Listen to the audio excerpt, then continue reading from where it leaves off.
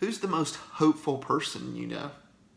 My guess is if you took a look at their life, that they're not just an optimist who's never had the wind knocked out of their sails, but truly hopeful people are those that have walked through the fires and trials of this life and experienced that God is bigger than whatever they faced. I love this story of hope. It doesn't sound like a story of hope at the beginning, but it is one. In the 17th century, in Germany, there was the 30 Years' War. And there was a pastor, his name was Paul Gerhardt. He and his family were totally uprooted by this war. They had to flee. And so they find themselves homeless and hungry, and they were unsure about the future that was to come. And in the middle of that, they found this little small inn. They chose to stay there for the night, and Paul's wife just breaks down into tears.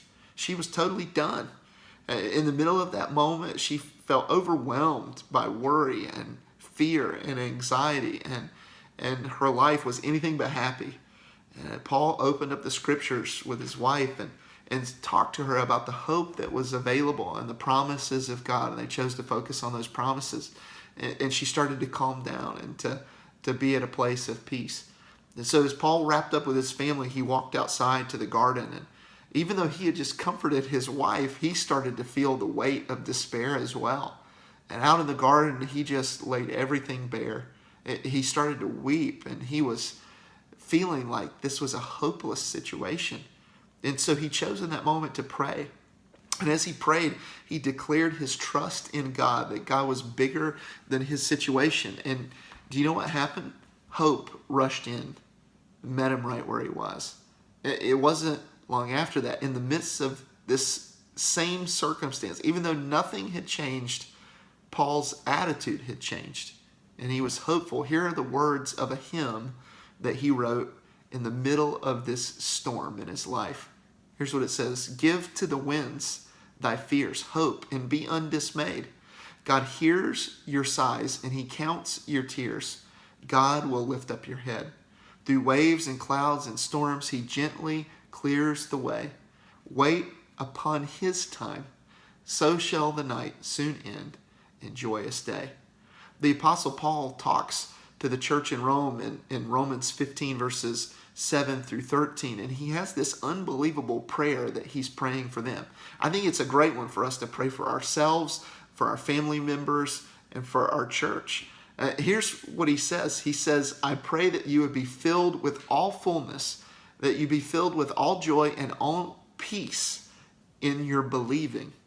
Paul knew there was a connection between your trust in God and your joy, between your trust in God and your peace, and between your trust in God and the hope that you feel no matter what you're walking through.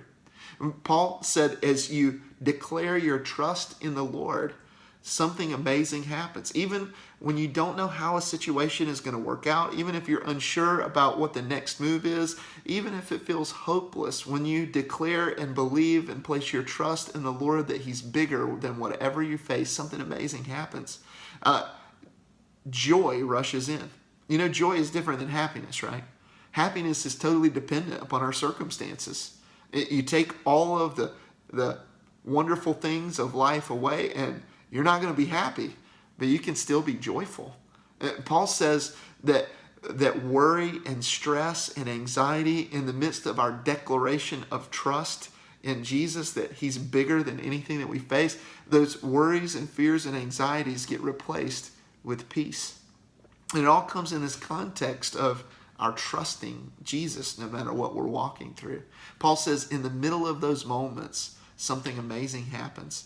The Holy Spirit injects his hope into your situation, and it no longer seems hopeless.